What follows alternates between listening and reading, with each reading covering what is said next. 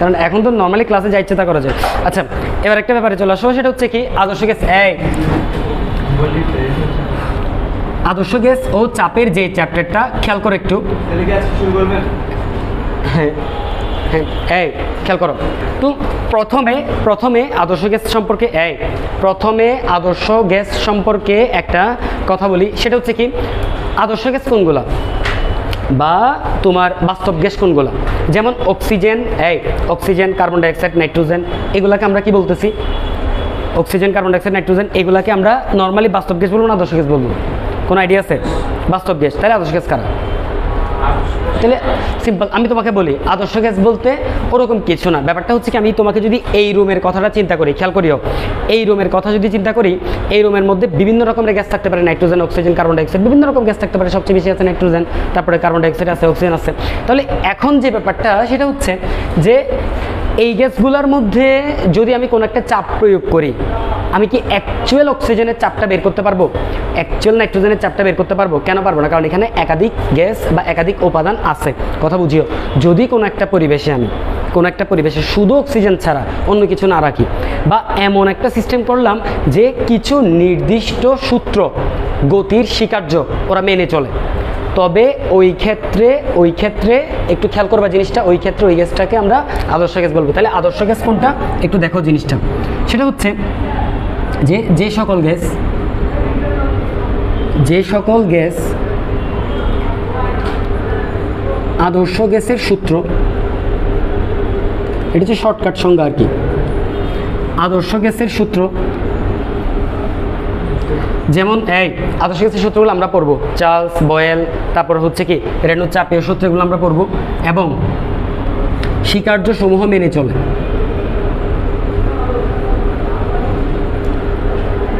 তারাই হচ্ছে আদর্শ গ্যাস।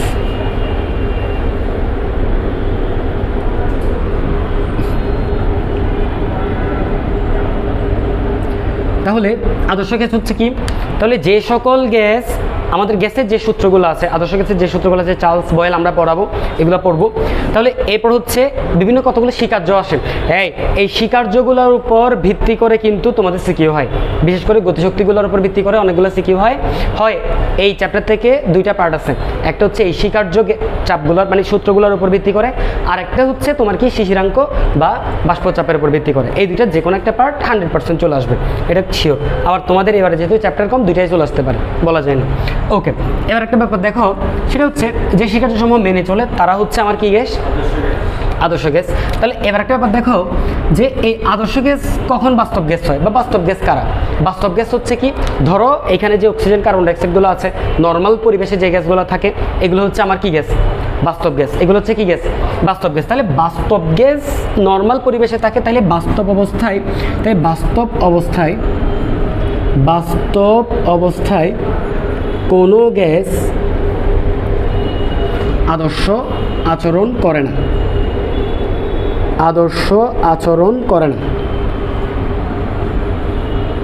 তার মানে আমরা বাস্তবে যে গ্যাসগুলো পাই সবগুলো হচ্ছে বাস্তব গ্যাস। ওরা কখনোই আদর্শ আচরণ করে না, কিন্তু ম্যাক্সিমাম ক্ষেত্রে, সবসময় না, কিছু ক্ষেত্রে একটু মাথায় রাখবা, উচ্চ তাপমাত্রায় ও নিম্ন চাপে বাস্তব গ্যাস আদর্শ আচরণ করতে পারে।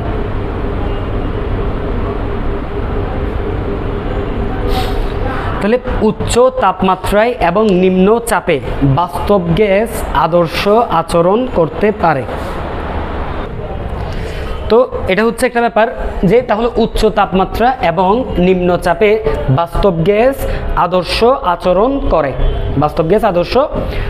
করে, তাহলে এটা হচ্ছে একটা ব্যাপার। তাহলে এই জিনিসগুলো আমরা একটু করে মাথায় রাখবো। এবার চলে যাব হচ্ছে আমার যে সূত্রগুলো আছে গ্যাসীয় আদর্শ গ্যাসের যে সূত্রগুলো আছে, এই সূত্রগুলো স্টেপ বাই স্টেপ আমরা এগুলো একটা করে দেখে ফেলবো। যেহেতু আমাদের মোটামুটি পরীক্ষা একটু পিছাইছে, মনে খুশির খবর। হ্যাঁ, একটু স্লো যেতে পারতেছি, নাইলে ভাবছিলাম যে বোমের মতো করে চলে যেতে হবে পড়ালেখাগুলো। ঠিক আছে, এটা মুছে ফেলতেছি। হ্যাঁ,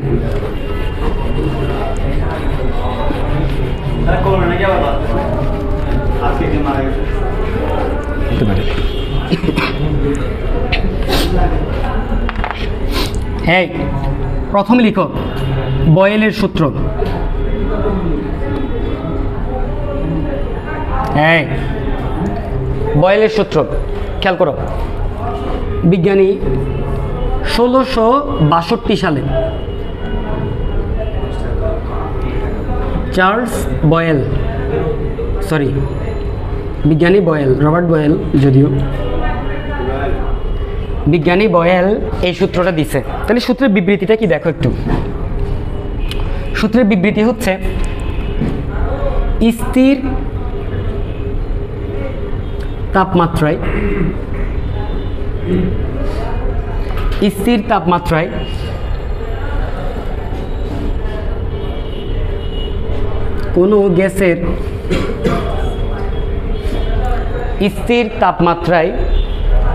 কোনো গ্যাসের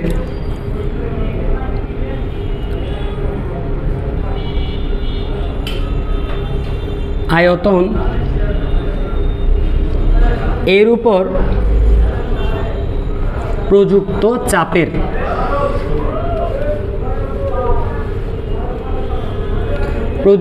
চাপের সমানুপাতিক,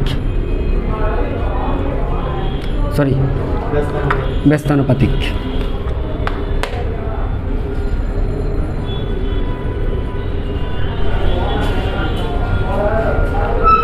তাহলে স্থির তাপমাত্রায়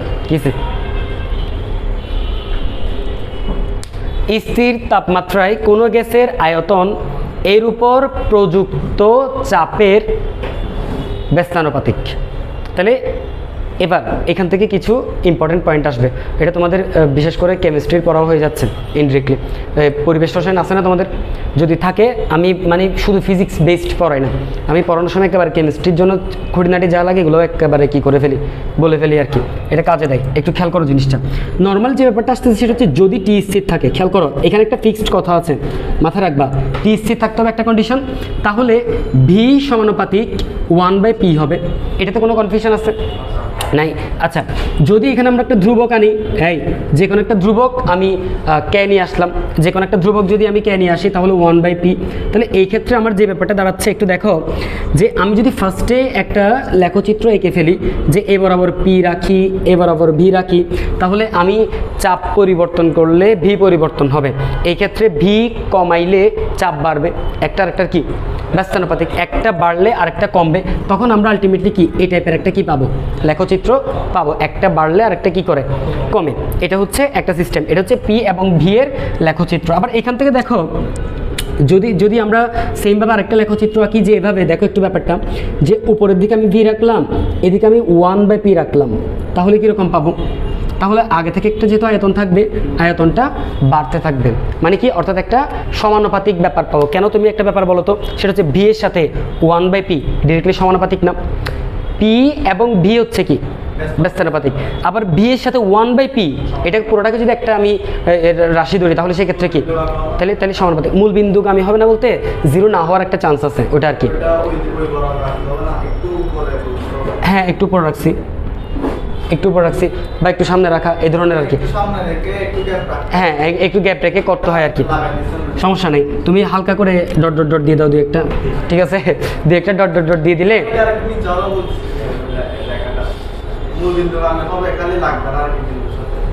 সমস্যা নেই। ধরো না, মানে আমার আদি আয়তন এটা আর কি, এত টেনশন নেওয়ার দরকার নেই তো, ঠিক আছে? আদি আয়তন বেশি ছিল আর কি গ্যাসের। আচ্ছা দেখো এবার একটা ব্যাপার চলে আসো, সমস্যা নাই, এটা যে কোনো একটা পয়েন্ট থেকে আঁকা যাবে।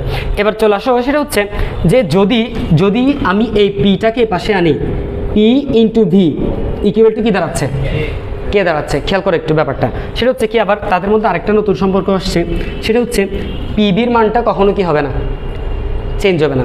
অর্থাৎ কি ব্যাপারটা, তুমি যদি পি বাড়াও ভি কমবে, ভি বাড়ালে কি কমবে, তারা এমনভাবে কমবে যেন পিকে ভি দ্বারা গুণ করলে আবার আগের মানটা চলে আসে। অর্থাৎ কোনো কারণে ধরো কোনো একটা এই তোমার যে কোনো একটা গ্যাসের চাপ ধরো কোনো কারণে 10 পাইলা এবং আয়তন 2 পাইলাম, তাহলে তাদের গুণফল কত, 20। যদি তুমি তার চাপটাকে অর্থাৎ পি এর মানটাকে যদি বাড়াই 20 করে ফেলো, তাহলে এটা কমে কত হয়ে যাবে, 1 হয়ে যাবে। মানে আয়তন কমে কত হয়ে যাবে, যেন গুণ করলে আবার কত আসে, 20 আসে, অর্থাৎ পিভির মানটা কখনো কি হবে না, চেঞ্জ হবে না। তাহলে এই ক্ষেত্রে লেখচিত্রটা কী ধরনের হয় দেখো, তুমি এদিকে পি দাও অথবা ভি দাও, যে কোনো একটা দিতে পারো। আর এদিকে যদি তুমি পিভি হিসাব করো তাহলে অলওয়েজ একটা মানে ফিক্সড ভ্যালু পাবা, অর্থাৎ কি একটা এক্স অক্ষের সমান্তরাল একটা তুমি কি পাবা, রেখা পাবা। তাহলে এই ধরনের ব্যাপারগুলো লেখচিত্রগুলো আমরা কি বয়লের সূত্রের মধ্যে কি পেতে পারি। তাহলে এইটা হচ্ছে কি সিম্পল লজিক, যে বয়লের সূত্রের মধ্যে আমরা এই পয়েন্টগুলো স্টেপ বাই স্টেপ পাওয়ার সুযোগ আছে। ওকে, তাহলে এতটুকু পর্যন্ত মাথায় রাখতে হবে। এই লিখছো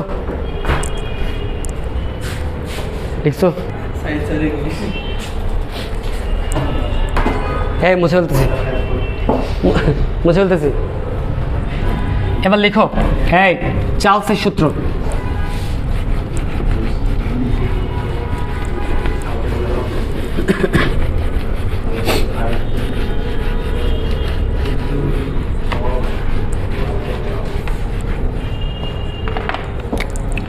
লিখো চার্লসের সূত্র।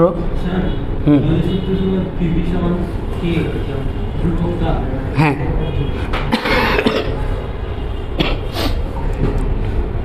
হ্যাঁ, খেয়াল করো চার্লসের সূত্র। তো চার্লসের সূত্রের ক্ষেত্রে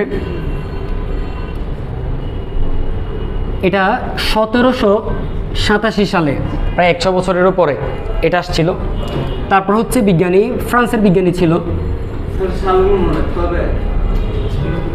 না রাখলেও চলবে, দরকার নেই তো, তুমি পরে কি করবা। ফ্রান্সের বিজ্ঞানী চার্লস এই সূত্রটা তোমার কি করছিল, দিছিল। এবং এই সূত্রের মধ্যে একটা বড় ব্যাপার হচ্ছে কি, চাপ স্থির থাকে। হ্যাঁ, খেয়াল করো। এবং এটা হচ্ছে ভি ও টি এর মধ্যে সম্পর্ক।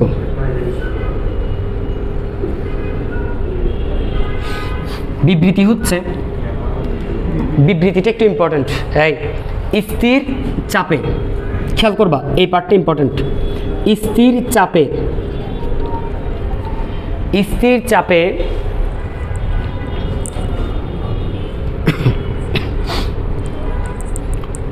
চাপে কোনো গ্যাসের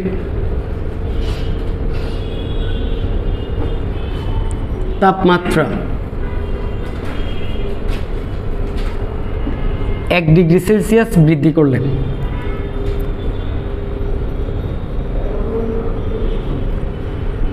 ওই গ্যাসের আয়তন, সময় না, আয়তন আর তাপমাত্রা, টেম্পারেচার টি। তাহলে 1 ডিগ্রি সেলসিয়াস বৃদ্ধিতে ওই গ্যাসের আয়তন পূর্বের 1/273 গুণ বৃদ্ধি পায়। বাংলিশ 1/273 গুণ বৃদ্ধি পায়। হ্যাঁ, তাহলে যে কথাটা বলছে সেটা হচ্ছে কি, যে স্থির চাপে প্রথমত কন্ডিশন কি, চাপ স্থির। এরপর যদি কোনো গ্যাসে তুমি তাপমাত্রা বাড়াও প্রতি 1 ডিগ্রির জন্য, আগের আয়তনের 1/273 গুণ তোমার কি পাবে, বৃদ্ধি পাবে, মানে আয়তন বৃদ্ধি পাবে। তার মানে আয়তন বৃদ্ধি পায়, কতটুকু বৃদ্ধি পায় সেটা বলে দিই। কে বলছে? বিজ্ঞানী চার্লস, পরীক্ষা লব্ধ ভাবে এই প্রমাণগুলো তিনি দিচ্ছেন। তাহলে এই ক্ষেত্রে আমার যে ব্যাপারটা সেটা হচ্ছে কি, জিনিসটা কি দাঁড়াচ্ছে, একটু এই পয়েন্টগুলো ইম্পর্টেন্ট। এই পয়েন্টগুলো মোটামুটি তোমার ঝামেলা ফেস করে, একটু দেখো। সেটা হচ্ছে ধরো 0 ডিগ্রি সেলসিয়াস তাপমাত্রায়, খেয়াল করবা 0 ডিগ্রি সেলসিয়াস তাপমাত্রায় কোনো গ্যাসের আয়তন সমান V0। তাহলে 0 ডিগ্রি সেলসিয়াস তাপমাত্রা আয়তন কত ধরছি, V0। তাহলে আমি যদি তাপমাত্রা বৃদ্ধি করি, ঠিক আছে, তাহলে কি বাড়বে, আমার আয়তন বাড়বে। কতটুকু বাড়বে সেটা একটু আমরা সমীকরণ আকারে দেখব এটার উপর ভিত্তি করে। ধরো টোটাল তাপমাত্রা, ভালো করে খেয়াল করবা, টোটাল তাপমাত্রা বাড়ছে T ডিগ্রি সেলসিয়াস। খেয়াল করবা 0 থেকে ধরো কত ডিগ্রি সেলসিয়াস বাড়ছে, T ডিগ্রি। একটা ব্যাপার দেখো, আমরা যেটা জানি 1 ডিগ্রি সেলসিয়াস তাপমাত্রা বৃদ্ধিতে, 1 ডিগ্রি সেলসিয়াস তাপমাত্রা বৃদ্ধিতে আয়তন বৃদ্ধি, আয়তন বৃদ্ধি কত পাই? সেটা হচ্ছে কি আগের অর্থাৎ ভি নট এর 1/273 গুণ না, ঠিক কিনা? মানে 1 ডিগ্রি বৃদ্ধিতে এতটুকু পরিমাণ, এই পরিমাণ বৃদ্ধি পাবে আয়তন, এটা এক্সট্রা আয়তন যোগ হবে। তার মানে কি টোটাল টি ডিগ্রি সেলসিয়াস তাপমাত্রা যদি আমি বৃদ্ধি করি তাহলে কতটুকু বৃদ্ধি পাবে? এটা এর মানে গুণ না, এর মানে কি গুণ। তাহলে আমি এটাকে একসাথে লিখলে ভি নট তো উপরে আছে, সাথে টি নিচে কত 273, ঠিক কিনা? পরিমাণ বা একক এটা লিখে দিতে পারি, মানে টোটাল এই পরিমাণ আয়তন বৃদ্ধি পাবে। কোনো কনফিউশন আছে? এই টোটাল এই পরিমাণ আয়তন বৃদ্ধি পাবে না। যদি আমি তাপমাত্রা 0 ডিগ্রি থেকে কত ডিগ্রি করি? টি ডিগ্রি করি, তাহলে টি ডিগ্রি তাপমাত্রা বৃদ্ধিতে আমার আয়তন বাড়বে কতটুকু? এতটুকু। তাহলে কোনো একটা বস্তুর আয়তন ছিল ধরো 10, কত ছিল? 10। তাহলে তুমি তাপমাত্রা বাড়ানোর কারণে তার আয়তন বাড়লো কত মনে করো? 2। তাহলে তার বর্তমান আয়তন কত? 12 না? What is this? তাহলে কোনো একটা খেয়াল করো, কোনো একটা গ্যাসের যে কোনো একটা পরিবেশের আয়তন ধরো 10, ধরো কত? 10, আয়তন 10। কোনো একটা তাপমাত্রা বৃদ্ধির কারণে আমার তার আয়তন বাড়লো 2, কত বাড়লো? তাহলে তার বর্তমান আয়তন কত?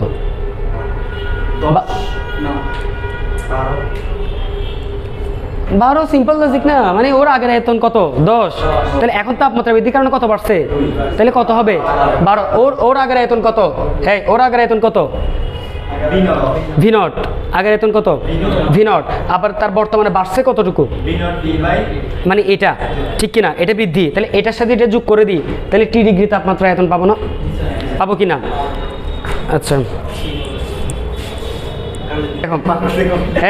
খেয়াল করো এবার বলো।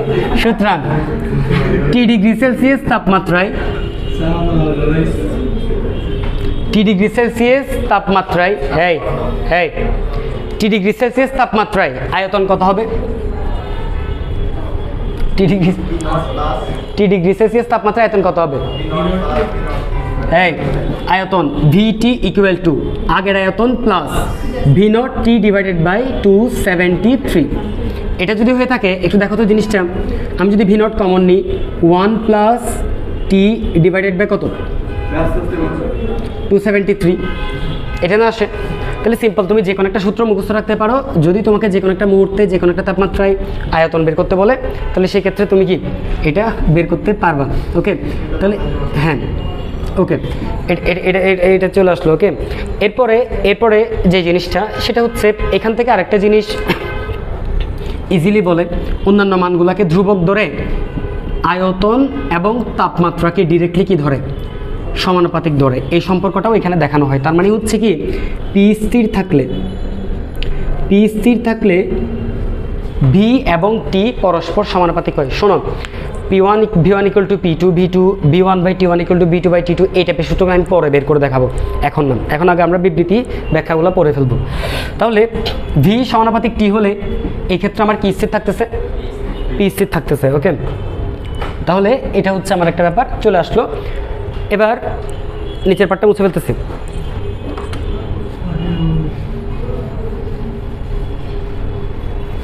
না বুঝলে সাথে সাথে প্রশ্ন করিও।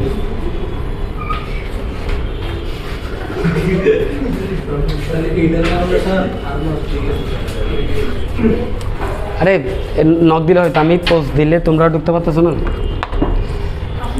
আর সমস্যা নেই, এগুলো তো আর ভাইরাল কোনো ভিডিও হবে না, মানে এগুলো তো ওই তোমার যারা স্টুডেন্ট মিস যাচ্ছে শুধু ওরাই পাবে। আমি আনলিস্টেড করে রাখি, এগুলো পাবলিক করি না তো ভিডিওগুলো। কেন? এই দেখো ভি সমানুপাতিক টি, এটা এবার খুব ইম্পর্টেন্ট পার্ট, একটু খেয়াল করো। আচ্ছা, আমি যদি তাপমাত্রা কমাতে থাকি তাহলে আয়তন কি হতে থাকবে? আয়তন কি হতে থাকবে? কমতে থাকবে। আচ্ছা, তাপমাত্রা কমাতে কমাতে আমি একদম -273 ডিগ্রি করে ফেলছি। হ্যাঁ খেয়াল করো, -273 ডিগ্রি সেলসিয়াস করে ফেলছি। তাহলে কি হবে তাহলে কি হবে যদি -273 ডিগ্রি করি তাহলে কি হবে V01 -273 ডিভাইড বাই 273 এভাবে আসবে না? যদি আসে তাহলে ক্ষেত্রে কত চলে আসবে? তাহলে নর্মালি আয়তন 0 হওয়া সম্ভব? অলমোস্ট অসম্ভব। কারণ কি আয়তন মানে জায়গা দখল করা, জায়গা দখল করতে পারবে না এরকম কোনো বস্তু আছে নাকি একটা? আচ্ছা এতটুকু পর্যন্ত মানলাম যে 0 পর্যন্ত হলো। এরপর যদি বলি যে এটাকে আরও কমাবো, সম্ভব? তাপমাত্রা আরও কমাইলে আয়তন ঋণাত্মক হতে হবে। আয়তন ঋণাত্মক হওয়া সম্ভব? ইম্পসিবল। যার কারণে এটাকে সবচেয়ে লাস্ট তাপমাত্রা ধরা হয়, এটার নিচে আর যাওয়া যাবে না। মানে আমাদের দুনিয়াতে বা এর নিচের তাপমাত্রায় আর যাওয়া সম্ভব না। এটা হচ্ছে একটা কি ব্যাপার। এবার একটা ব্যাপার খেয়াল করো, তার মানে হচ্ছে কি, কারণ এবার আসো খেয়াল করো, এই যে আয়তন শূন্য হয়, যেই তাপমাত্রায় আয়তন শূন্য হয় এই তাপমাত্রাকে বলে পরম শূন্য তাপমাত্রা। লিখো পরম শূন্য তাপমাত্রার সংজ্ঞাটা। জানো পরম শূন্য তাপমাত্রার সংজ্ঞা? পরম শূন্য তাপমাত্রা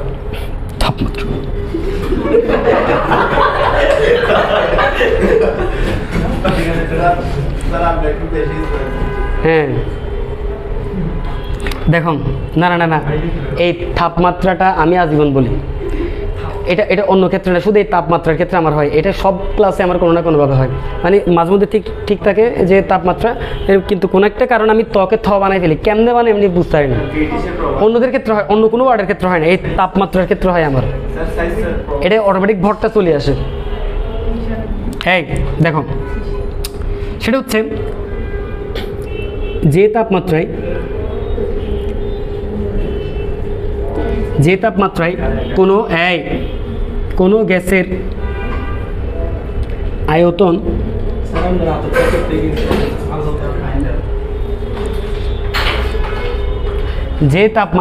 গ্যাসের আয়তন তাত্ত্বিকভাবে শূন্য হয়,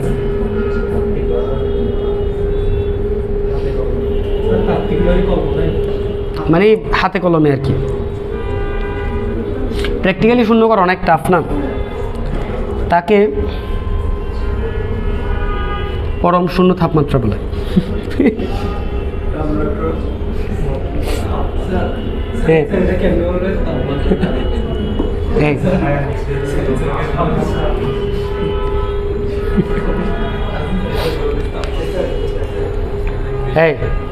দেখো তাহলে এটা হচ্ছে কি, তাহলে তাকে পরম তাপমাত্রা। ওকে, আচ্ছা ক্লিয়ার। আরেকটা ব্যাপার বলি, শোনো, এই যে -273 ডিগ্রি সেলসিয়াস তাপমাত্রা, এই -273 ডিগ্রি সেলসিয়াস এটাকে 0 ধরে কেলভিন একটা স্কেল বানিয়ে ফেলছে বিজ্ঞানী কেলভিন, এবং ও এটাকে যখন 0 ধরছে, খেয়াল করো, তার মানে সেলসিয়াসের যেটা -273 কেলভিনের জন্য সেটা কি 0, এই 0 কেলভিন ধরছে, ওখান থেকে সে শুরু করছে, এখান থেকে সেলসিয়াসটা শুরু হয়, যার কারণে সেলসিয়াস কেলভিনের থেকে 273 কি আছে, পিছায় আছে, যার কারণে যে কোনো একটা মুহূর্তে কেলভিন থেকে 273 বিয়োগ করলে তুমি কি পেয়ে যাবা, ডিগ্রি সেলসিয়াস, বা ডিগ্রি সেলসিয়াসের সাথে 273 যোগ করলে তুমি কি পেয়ে যাবা, কেলভিন পেয়ে যাবা। বুঝতে পারছি? এটা ওদের স্কেলটা এভাবে করে তৈরি হচ্ছে। এটা হচ্ছে একটা ব্যাপার। পরম শূন্য তাপমাত্রা খুব ইম্পর্টেন্ট টপিক, মোটামুটি এতটুকু মাথায় রাখি।